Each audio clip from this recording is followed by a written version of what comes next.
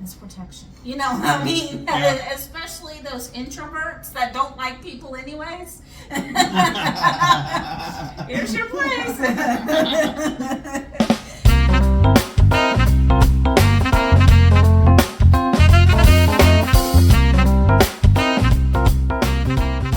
Welcome back to Identity Revealed, the podcast for my book, Forced Identity. I am the author, Mandy Toms, and this is the graphic designer and my business partner, DJ. We are moving into chapter 9 this week, and it's a pretty good one still. We are getting to know a little bit more about the compound that Stephen is on. And chapter 8, which was a big chapter, Stephen woke up after being hit by a car and witness protection, and he found himself to be on a compound in Mississippi.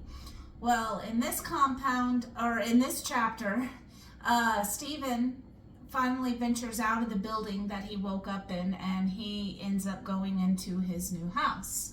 And so we get a little glimpse, and we meet another new character that becomes a big character in this one, so it's a real good one.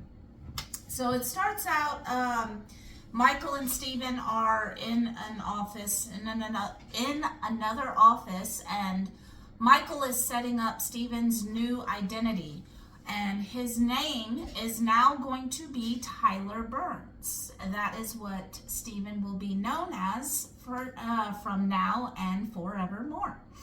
And he gets a new birth certificate, he gets a new social security card, he gets a new ID, he gets everything. Like, Stephen Cambridge has been wiped now. He has been marked deceased. And then Michael ends up going into some ground rules about the compound. He says that Stephen is not allowed to have any internet. Well, he does kind of have internet, but it's restricted. He can't just go surfing on Google or Facebook or Instagram or anything like that. He has restricted access. He's going to end up having a TV app that will allow him to watch certain TV shows and movies and stuff like that. He cannot actually watch regular TV. And Michael pretty much tells him the reason for it is because if he starts watching the news, and some mass chaos is going on in Miami, Florida, and he sees his son trying to run for cover, Stephen can't do anything about it. He's just going to sit there and watch in horror and panic. So Michael says because of this, he doesn't want any of the members to even know about the outside world, and Stephen cannot know about the outside world from here on out. So he even tells Michael even tells Stephen, don't go telling the members anything about the outside world from what you have known until now. And he also talks about deliveries. Everything is going to be delivered to him. He is going to have his hygiene products, any necessities, groceries, takeout delivery. All of that is going to be delivered to him. But it's going to be delivered to the main building. It's not going to be delivered straight to Stephen's house. And he said that Stephen will have a job, which Stephen ends up choosing the job as a mechanic. And Michael said, I knew you would choose that job. And so Stephen will actually be able to have a job. So it's looking like it's not going to be as bad for him. He finds out he has a house. He doesn't have to wear his head covering in the house. You know, he is restricted to what he can watch, and, he has to order everything. He can't go outside and go shopping. He has to shop on this app and have it delivered to him. But he gets out of the house and he finds out he's going to end up having a job. He's going to have his own shop, and just like he did at home where he worked on the Challenger, he gets to work on cars, and that may be a good little zen for him. So he ends up choosing that job as a mechanic. Well, Stephen's main concern was that the fact that he's outside his house all the time, he has to stay covered. He was worried that, he's not going to ever see anybody because, maybe Michael is now going to be the only person he'll ever see for the whole rest of his life, and what the hell Michael's been putting him through, he's probably not too excited about that. But Michael ends up introducing him to somebody named Dylan. Dylan is now Stephen's conservator. And he says that, he needs a conservator because being in witness protection, he is now actually part of property of the United States government. So Dylan is actually supposed to be making all his decisions for him, but Dylan says, hey man, I'm cool. I'm just going to be like a roommate. You don't have to worry too much about me. I'm just going to make sure you're safe. No one's messing with you. No one's going to come on to into the house, try to get you. I may walk around the house, the property line, check everything's cool. So he meets Dylan and everything, and then they take him out to the golf cart and take him to his house. I go into some detail on the description of the house, for the compound. He's in a wooded area. He has a big old lake around. They pull up to a house right outside the main building, and Stephen's like, is this one mine? And he says, no, actually, Michael says it's my house. This is where I stay when I'm on the compound. But then Stephen looks over into the bushes, and he sees someone kind of like hiding in the bushes, and he gets a little concerned, and he's like, who is that? And Michael is like, oh, those are snipers. And apparently there's over 350 snipers hiding in the woods. And they find out that they're there for Stephen and the other members' protection. And he's like, they're wondering, who are these snipers here to shoot? And they said, nobody can actually approach Stephen. Dylan and Michael are the only people that can approach Stephen. And so Michael says that they're not going to shoot me and they're not going to shoot you. And Stephen's like, well, they won't shoot Dylan either. And Dylan's like, oh, they'll shoot me if I approach another member. And then he says, well, how do you know it's me? I have a head covering on, which leads to the answer to a question from chapter 8. Michael reveals that the members actually end up being identified by the color of their shirt. As you remember, Stephen has a navy blue shirt. Well, all the members have different colored shirts. So now the snipers know that Dylan is responsible for navy blue shirt. So that is how they actually tell the members apart, is based off the color of their shirt.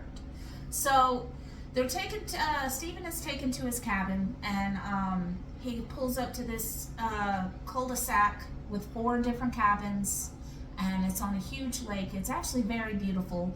He says it looks like it can be in a Better Homes and Garden magazine. And he shows him which one is Stephen's cabin. And Stephen says, is thinking, honestly, I have the best one. It's right there on the lake. He has the best view of the lake.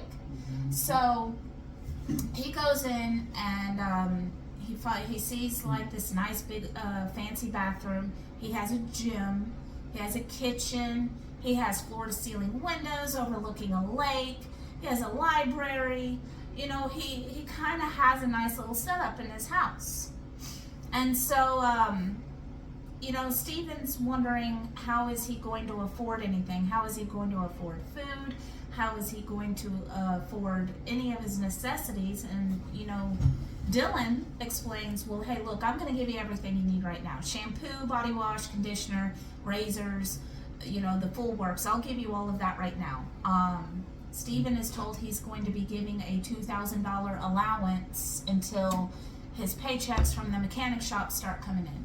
Stephen also finds out he does have to actually pay rent. Just because he's in witness protection doesn't mean responsibilities go away. But that they also acknowledge that rent is going to be dirt cheap, because he knows that he's not even, he's being forced to be here. This isn't like his choice. So they're not going to charge him an arm and a leg for his rent.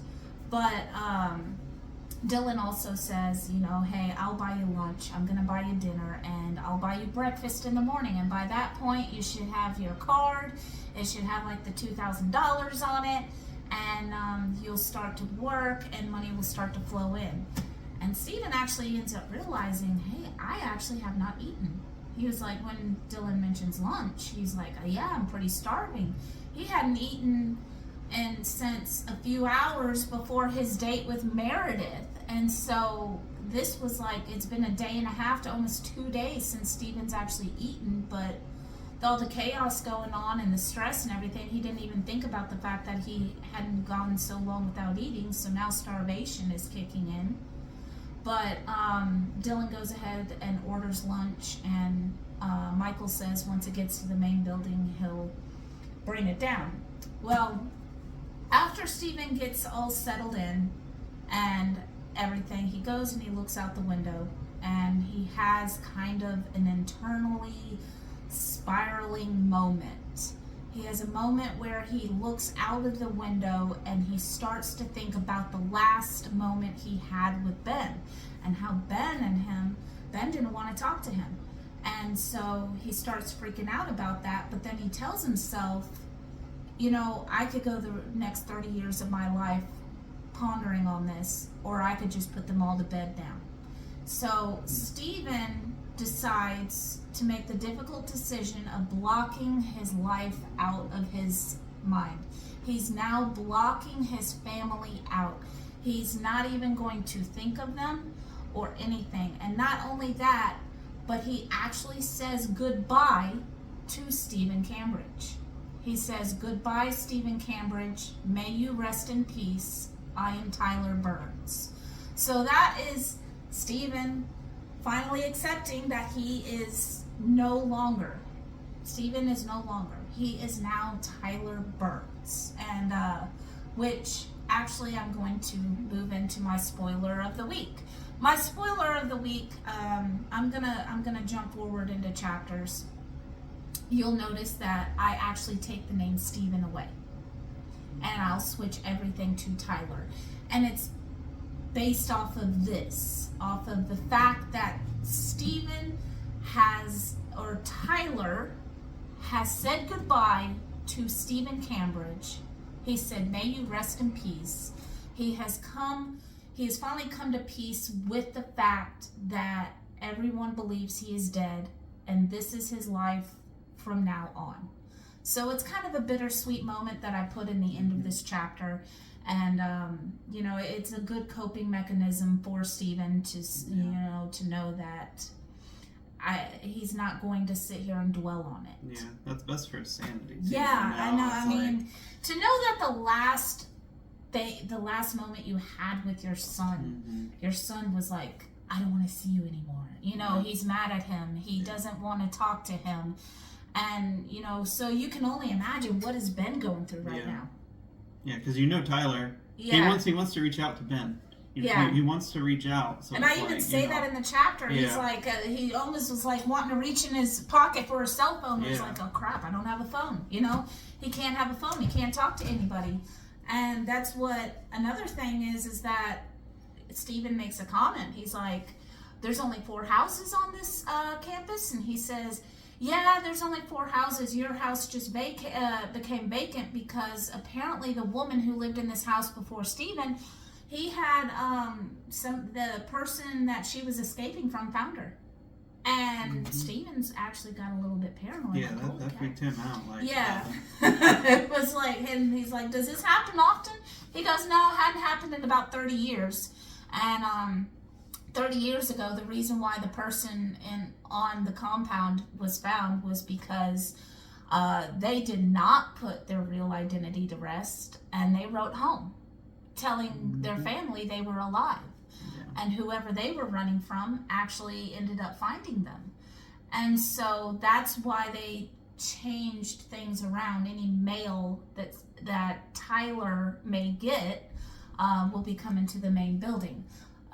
Michael also mentions that they do have Group 12 delivery drivers. So it's not DoorDash or Uber Eats just getting a random ping to come to this, wooded compound. They have certified Group 12 delivery drivers that will deliver all the food, but even they don't go to the cabins. They deliver everything to the main building. So and then Michael and Dylan are the only 2 people that can bring Stephen all of his stuff.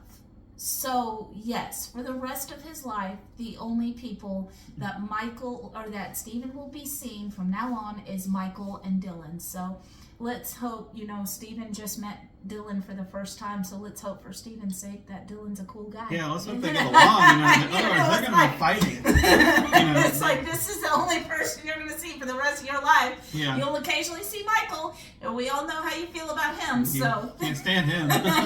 So life isn't looking too great. Like, this guy just kidnapped me, I definitely don't want to see him. And I know that's what he's thinking. So let's hope Dylan's at least a cool guy. But, so what did you notice about this chapter? So on everything, Tyler has it in his mind. This is a prison at first. When Tyler wakes up, he's basically in a prison. He's completely covered head to toe. There is some relief. Obviously, if when you read through the first few chapters, immediately clear that not only does he love to act, he also loves, working on cars and building engines and stuff like that. So, this kind of job, this kind of eases his mind a little bit, puts him, I guess, gives him like a sense of home. Yeah. Even though he's covered head to toe, he's forced to live with a roommate, can't talk to anybody, and is surrounded by over 350 snipers. Yeah, and he he accepts this job without missing a beat. Mm-hmm. Michael gives him this piece of paper, say, hey, look, these are all the jobs that are available. We're not going to interview you.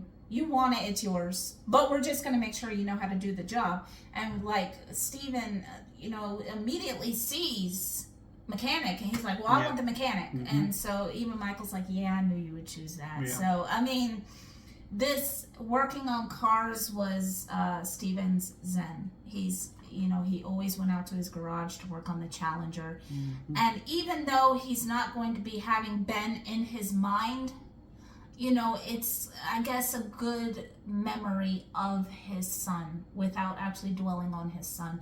Mm-hmm. He can go and he can work on these cars. And so, it's gonna be good. It's gonna be therapeutic for him. Mm-hmm. And he gets an app where he gets to watch TV. They said the movies and TV shows on there. Yeah. They're not going to be revealing the outside, so you're probably going to have the classics on there. Yeah. So probably like Leave It to Beaver, MASH, Yeah, all the like classics. Stuff like that, yeah. So he gets to watch reruns of stuff. Hey, that might not necessarily be a bad thing. No, but it's like, you got to think, I at least hope they update it. Hopefully, yeah. You get so tired. It's like the witness protection version of Netflix, Mm-hmm. but even Netflix gets updated. Yeah. So, hopefully they at least update it. And hopefully, when Tyler, as he gets used to it, hopefully he sees it less like a prison and, obviously for his protection, but his mindset right now is, I'm in prison. Yeah. I'm in prison. Obviously he hasn't done anything wrong. Yeah. But he feels like he's in a prison. So. Well, and there's a moment where, Stephen actually ends up meeting his neighbor. Yeah. And his neighbor, Will, is actually wearing a hunter green shirt. Will actually does not end up becoming a huge character in my book, but he's not a small one either.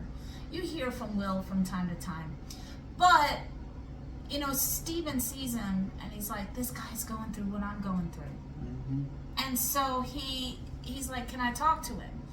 And Michael mentions here in this chapter that he doesn't really like the members mingling too much, but it's not a big deal if they do.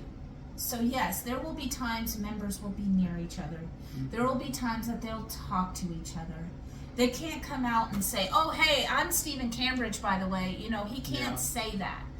But, and in fact, when he does end up meeting Will, Michael brings Stephen up to Will to introduce him. As soon as Will starts talking, Stephen gasps, because he was like, I know this guy. He recognizes his voice. Will, mind you, is in his head covering and full uniform, so Stephen can't tell if he's white or black or whatever, and he's he only knows that he's a guy based off his build. But when he hears his voice, he automatically realizes that this is a famous musician who's also done some acting. His name is Daniel Smoke. And Daniel Smoke is actually an idol of Stephen's. Mm-hmm. And apparently Daniel Smoke was killed by his ex-wife's new boyfriend or something like that. So it sounded like some crazy jealous boyfriend killed Daniel Smoke. But we have not found out yet why Will is in witness protection. So but that's going to come. Mm-hmm. So I'm not taking any questions this week. Mm-hmm. But if you guys read this and want to know why Will is in witness protection, don't bother asking. It's coming. It's going to come. But you'll find out why Will's in witness protection. But so that's kind of a weird experience for Stephen. This first time meeting a celebrity, and it's the realism too, because he's like, this guy died in the 1960s. I remember it. He is my idol. I love his music. I love his movies. And now he's talking to him. So this just hit reality with Stephen. On like future members could be the same way with Stephen. Yeah. So it's a pretty good a pretty bittersweet moment and everything, and it just kind of gives him a glimpse of how everything is. This wasn't a very long chapter, and most of this chapter was actually description. They go into description of the grounds, and it looks like just this big old foresty campground. It's not like a small neighborhood either. It's good size. Yeah, it's huge. I mean, you'll end up getting a little bit more description. Mm-hmm. And this place, I'm not going to say the name, but this place is based off of a real place. So this is the only place that I use in the series that is based off of a real place. And I'm not going to say what it is, but I am going to say it is a campground. And I went here in 6th grade, and it was my favorite place in the entire world. And it is so beautiful, and it is also just very secluded. I'm being in my 30s now, and this was 6th grade. I don't quite remember everything. I remember I arrived on a bus, so I don't remember what the entrance looked like. So a lot of things are fabricated. They talk about Stephen's mechanic shop. I'll tell you right now, there is no mechanic shop on these grounds. Bunch of 6th graders. Yeah. Mechanical work. Well, and it's actually, and now that I'm saying this, some of you are probably going to be like, I think I know what she's talking about. But it's actually a Christian retreat now. So, and I did not know that. I went here for summer camp. Not even summer camp. It wasn't a summer camp. It was a school field trip. We went for like a whole week. I have pictures. I actually showed DJ. I was like, hey, this is Stephen's cabin. See, right here? You remember the bridge he's talking about? This is the bridge right here. I pointed it out. I laid it out for DJ so he could see that this is what it is. And as I'm reading this, I was about 75% accurate on what I was reading to what I pictured. So it was like, this... and I go into so much detail on it, and it's still fresh in my mind. How gorgeous this place is. So just imagine wooded area, log cabins, and big old lake. Honestly, some of you probably are going to think, well, hell, I want to be in witness protection. Especially those introverts that don't like people anyways. Here's your place. It's a good peaceful place. And, in here, Michael mentions that even Will says Will has been here since the 1960s. Will doesn't want to get out. He says he wouldn't know what to do if he was released. Will is hoping he never gets out. And Stephen is actually somewhat worried about that. Like, he doesn't want to get to that point. So it's like he's trying to bury Ben and all of them, all of his family, but you know, you really can't ever bury your family. Even if you don't think about them, you know, you can't ever bury them. And you know, if like anybody ever comes up to Stephen and tells him, you know, hey, you're getting out, all of those people are going to instantly come back to you. And you know, but Stephen's worried that he's going to end up being like Will. You know, most people would probably be hoping for it. Like, oh, I'm hoping for the day I get out. Stephen's worried that he's going to get to the point to where he doesn't want to get out. And so it should be a happy thought, but the thought scares him that he's going to get to this point. So, like I said, this chapter wasn't very long. I could have probably squeezed in chapter 10, but chapter 10 has a little bit more information in it. Not so much information, just a little bit more that happens. You know, as spoiler, I normally have been giving one, but I'll give two. I think next chapter, Stephen actually sees his mechanic shop. So Stephen will be setting up his mechanic shop in the next chapter. And, you know, it's a little bit more. So this is going to be a short video today, you guys. I'm not going to make it very long because this is just the remaining part of entry into witness protection.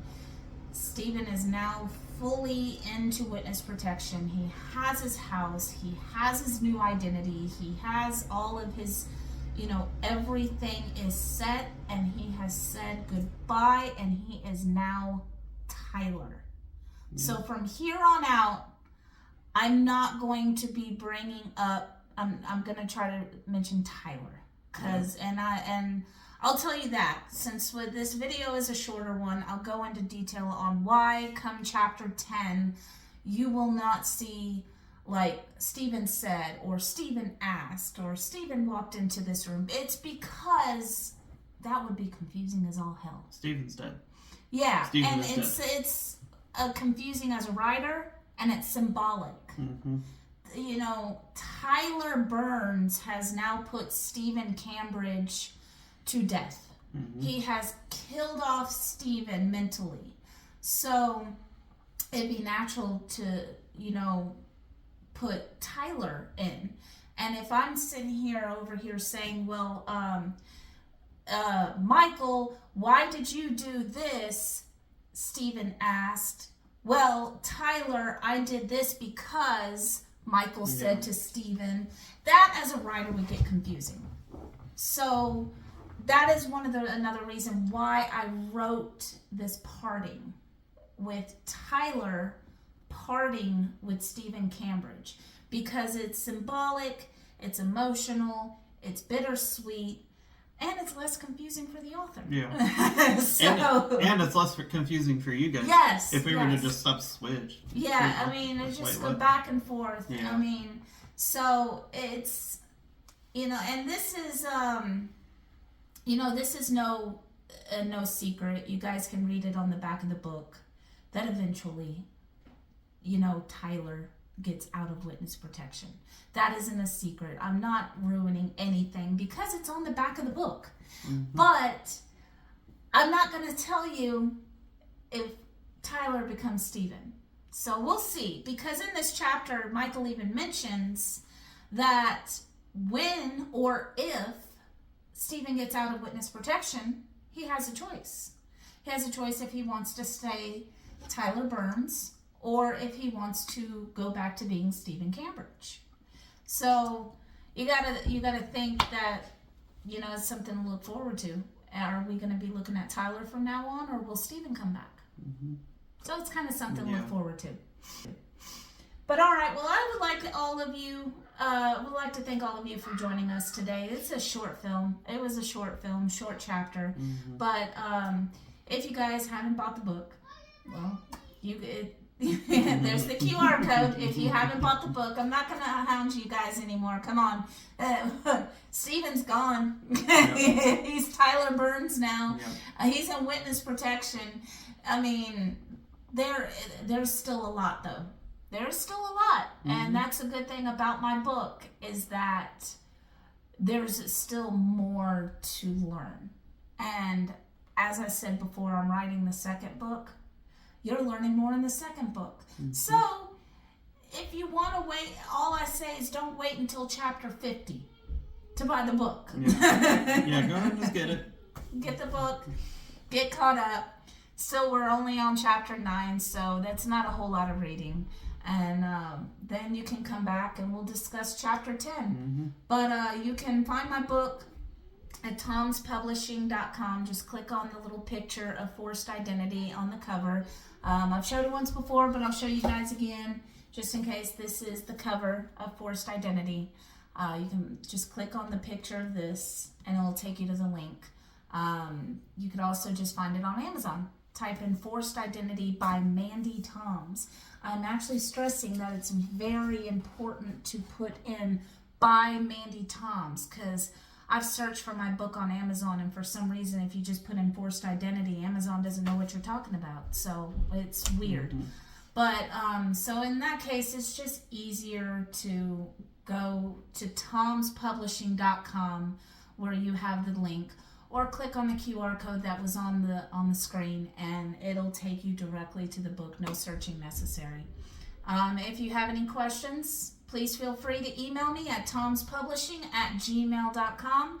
I'll probably go ahead and start picking up questions in the next chapter, and maybe answering a few of the ones that I wasn't able to answer before.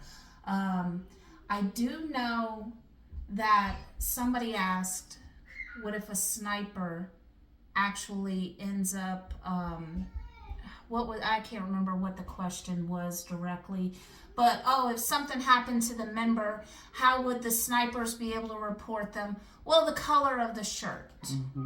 And someone also asked, why is there a WPS member on the shirt? Well, I don't come out and answer that, but I did remember in later chapters, I can't remember what chapter, but I don't think it's much further on along, maybe the next 3 or 4 chapters or so, there is an incident that will that will answer that. So just keep coming back, and some of these questions you had for during chapter 8 will get answered. But the one asking, how do you tell the members apart? Different colored shirts. So again, thank you guys for tuning in. You guys have a great evening. Have a good one, guys.